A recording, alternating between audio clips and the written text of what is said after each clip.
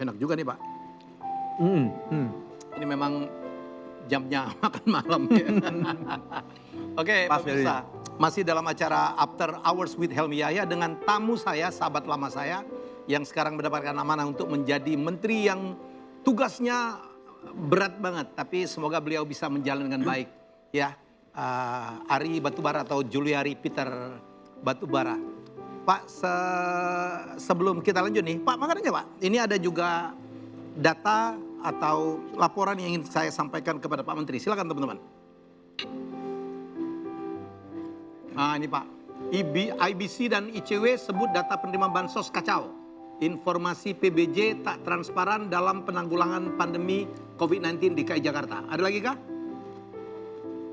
Ada, cukup. Pak Menteri, mohon tanggapan Pak. Silakan Pak, kan banyak dipertanyakan orang, Bapak harus jawab lah Pak. Tahan dulu, ngunyah dulu bentar. Ya Kak, makan dulu. Saya saking bertemannya dengan beliau, kok saya kayak begitu dengan menteri gitu. Oke, santai aja Pak. Ya, saya selalu gini Pak Helmi. Ya. Saya tadi kan di awal saya udah pernah jelasin. Ya. Bahwa sebenarnya data yang kita gunakan untuk penyaluran bansos, yang khusus ya, bukan yang reguler, itu pure dari daerah. Jadi ini bottom up? Bottom up. Yap. Kenapa? Karena kalau kita pertama, kita nggak punya waktu untuk melakukan pendataan. Kita bisa lakukan itu. Karena harus segera ya? Harus segera. Melakukan. Itu pasti akan takes forever untuk mendata sendiri. Sehingga kita koordinasi dengan daerah, mereka kirimkan data. Oke. Yang kita lakukan adalah kita mengecek. Karena begini, untuk yang penerima bansos COVID adalah kita sudah sepakati bukan penerima bansos reguler. Oh. Supaya merata. Oh. Kalau mau gampang Pak Helmi, saya gunakan saja data yang ada. Gampang sekali kan? Kenapa berbeda Pak? Saya potong maaf. Ya karena kan yang terdampak COVID bukan hanya yang keluarga miskin. Ya. Saya selalu bilang kalau saya mendefinisikan keluarga atau yang terdampak, ya orang yang pendapatannya terganggu. Itu pun kena? Walaupun belum tentu keluarga miskin? Belum tentu, lebih banyak yang belum bukan keluarga miskin. Makanya yang saya lakukan pertama kali adalah pada saat di awal pandemik, yang keluarga prasejahtera keluarga miskin ini, kita naikkan jumlah penerimanya dulu. Dulu BPNT itu tidak 20 juta Pak Helmi, awalnya 15,2 juta. Saya naikinnya 4,8 juta, keluarga loh. Nah, setelah itu kita masuklah ke warga terdampak ya, yang bukan penerima bansos reguler, paham ya Pak Helmi ya? Yang tadinya mungkin pada saat normal mereka tidak memerlukan bansos, itu masalahnya. Begitu kena COVID, ini kan semua tahu. Ada yang kehilangan pekerjaan, ada yang pasti istilahnya dagang omsetnya turun. Dan turunnya luar biasa, bukan turun 10-20%, turunnya 80%. Ada yang mungkin income-nya harian. Kepada mereka itu bantuan-bantuan khusus itu ya Pak ya? Jadi saya jelaskan dulu, jadi kita sampaikan ke daerah. Ya, ini bicara di 4-5 bulan yang kemarin ya. Tolong kalian data. Siapa yang masuk kriteria ini? Bukan kita Pak Helmi, bukan Kemensos ya. Kita nggak punya tenaga dan nggak punya waktu. Tolong kalian data, kirim data tersebut. Artinya begini Pak Helmi, kita memberikan kewenangan, keleluasaan kepada daerah untuk menentukan sendiri. Ya. Siapa yang menurut mereka keluarga-keluarga yang pantas diintervensi atau diberikan bantuan sosial. Setelah mereka kirimkan datanya, kita hanya cek 3. Apakah mereka penerima manfaat program PKH, apakah mereka penerima manfaat program BPNT, dan kalau by name, by address, by nick-nya saya potong dulu, kalau mereka udah mendapatkan otomatis enggak? Enggak. Udah otomatis tidak, karena sudah jalan kan programnya. Ya, jadi clear tuh ya. Iya, jadi itu jangan clear. lagi ada komplain kok saya nggak dapat, si itu dapat. Jadi kalau mereka udah paham itu. Udah paham. Ya, Oke. Mereka karena mereka relatifly kalau yang untuk yang penerima bansos reguler ini kan sudah paham aturan-aturan mainnya. Nah, sehingga setelah itu kita clear, barulah kita berikan bantuan. Nah, ada yang bentuknya sembako untuk Jakarta, ada yang bentuknya tunai untuk lain ya tiap daerah. Lain. Kan sesuai dengan kebutuhan. Bukan, gini Pak Helmi. Nilainya sama 300.000 per bulan per keluarga saat ini. Oke. Kalau yang di Jakarta dan sekitarnya kenapa sembako? Karena mungkin nilai 300.000 kalau bentuk tunai di Jakarta dan sekitarnya itu tidak terlalu berarti dibanding 300.000 di daerah lain. Ya, ya.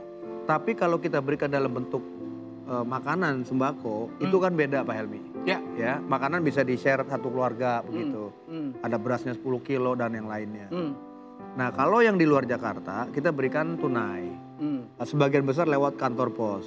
Diundang, setelah didata, di list, diundang, mereka datang kantor pos sudah dapat cash. Gak mungkin Pak Helmi kita mengirimkan sembako ke seluruh wilayah Indonesia itu nggak mungkin lah. Itu nggak masuk akal sekali. Ini juga dalam apa namanya, dalam kaitannya kebutuhan tiap keluarga juga lain-lain nih Pak ya. Ada yang butuh beras, ada yang nggak butuh. Tapi lebih kepada logistik ya. Logistik. Kalau di luar Jakarta dan sekitarnya kan nggak mungkin kita misalnya mengorganisir pengiriman sembako ke daerah timur atau di pulau-pulau terluar, itu nggak mungkin. Kita lebih bagus tunai-tunai saja. Jadi ada keleluasan untuk mereka, tapi ada pilihan juga terbatas ya Pak ya.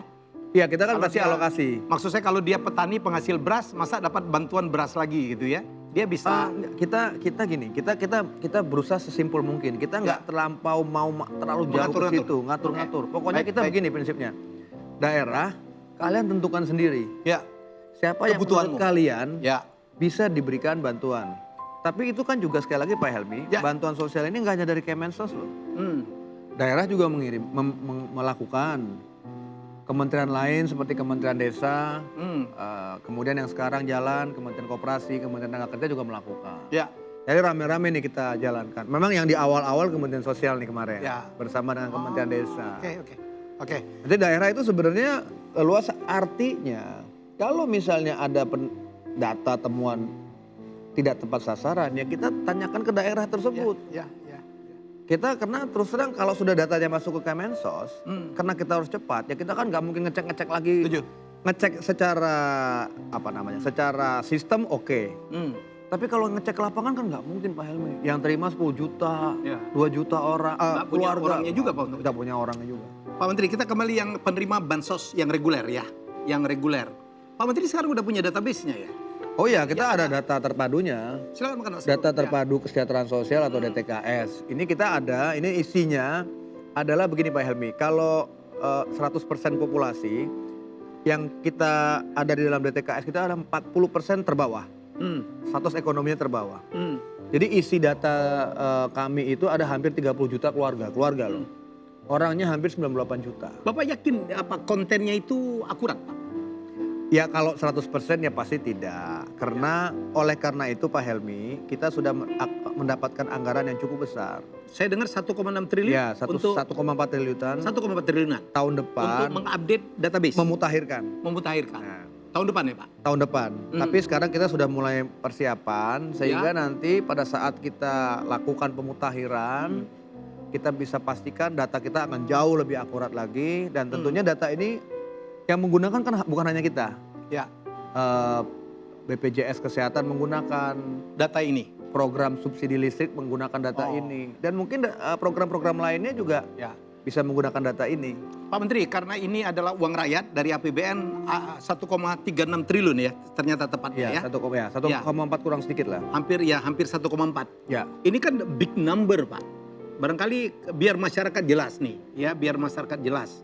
Ini untuk apa aja? Mungkin yang bilang, besar banget ya hanya untuk memutahirkan. Pak Menteri bisa menerangkan kenapa angkanya sebesar itu? Yang mau kita data itu Pak Helmi, sekarang naik. Dari 40% sudah kita sepakati menjadi 60%. Jadi gini, kalau penduduk kita sekarang 260, berarti yang mau kita data itu adalah 60%-nya. Sekarang dari 40 menjadi 60%. Yang akan didatangi satu persatu Pak Helmi. Jadi 60% dari 260. Oke. Itu kalau dikonversikan dalam bentuk keluarga, 156 juta itu Pak. ya dalam Ya. bentuk keluarga itu sekitar 40 juta keluarga. Ya, orang atau 40 juta keluarga. Keluarga. Ya kita bilangnya keluarga ya. Ya. Ini kan membutuhkan orang sangat banyak Ya, untuk melakukan. ya, Dan itu kan berjenjang kita lakukannya. ya. Di RT, RW, kelurahan, Hmm. desa, desa, kecamatan, provinsi, kabupaten, kota, provinsi. Jadi ini satu operasi yang masif sekali. Oke. Dan gini, Saya nggak punya itunya sih ya, informasi yang lebih detailnya ya. Jadi ini bukan seperti sensus penduduk Pak Helmi. Sensus penduduk kan simpel pertanyaannya, mungkin kuesionernya sedikit. Ya. Di dalam data terpadu kita, Hmm. itu yang kita tanya sampai kepemilikan aset. Lebih detail. Sangat detail. Oke. Kulkas punya atau tidak, Hmm. motor punya atau tidak, Hmm. jenis lantainya seperti apa, Hmm. jenis atapnya seperti apa, jenis dindingnya seperti Jadi apa. profilingnya lebih detail. Dan semua ada foto. Ada foto. Foto dong. Ya. Jadi di database kita, itu by name, by address, plus by nick, dan fotonya. Hmm. Jadi ibaratnya dia punya motor, si orang itu, di situ ada fotonya. Oke. Jadi ini data yang sangat lengkap dan bisa dipergunakan untuk banyak sekali Kepentingan. kebutuhan. Kebutuhan. Pak Menteri, kalau saya lompat sekarang ya, calon penerima nih Pak, syaratnya mungkin udah memenuhi syarat. Orang yang terganggu, yang terdampak COVID segala macam, ternyata dia tidak punya KTP, tidak punya NIK. Apa yang dilakukan Pak? Apakah tetap berhak untuk menerima? Saat ini aturan mainnya memang Ya. harus punya NIK. Dan Pak Helmi bisa dicek lagi ke ke Kementerian Dalam Negeri. Ya. Hampir semua penduduk kita semuanya udah punya NIK. Oh, oke. Jadi dan kalau tidak punya NIK itu kan sebenarnya kan nggak terlalu sulit ya. Dan jadi gini, pada saat kita minta daerah untuk mengirimkan data, itu kan sudah kita minta, ya. Artinya ada nama, alamat, dan NIK. Dan apabila si daerah ini di lapangan menemukan yang nggak punya NIK, kita bilang ya kalian yang eksekusi lah, Ya. gitu. Karena di kita memang ada aturan seperti itu yang tidak mungkin kita. Tapi angkanya kecil sekali ya Pak Menteri? Nggak tahu saya, nggak tahu saya. Tapi 2 hari yang lalu kalau nggak salah kita ada diskusi dengan teman-teman dari Kemendagri. Ya. Kan mereka baru sensus penduduk yang kemarin itu ya, Dukcapil ya kan, Dukcapil, ya. Itu hampir seluruh penduduk Indonesia 267 juta itu hampir semuanya sudah punya NIK. Ya. Jadi luar biasa. Jadi sebenarnya kalau dibilang yang tidak punya NIK itu jumlahnya kalau mau jujur itu jumlahnya sangat-sangat kecil. Sangat-sangat kecil. Sangat-sangat kecil. Ya, jadi mohon maaf saya harus menanyakan karena inilah yang ditanyakan oleh masyarakat gitu ya. Karena Mensos itu in the hot seat. Karena banyak sekali orang berharap dari bantuan-bantuan yang disalurkan oleh Kementerian Sosial yang sekarang Pak Ari pimpin ya Pak. Oke Pak, jadi silakan ini dulu. Lanjut lagi ya. Tambah lagi, kayaknya tambah enak ini. Kita akan segera kembali setelah yang berikut ini.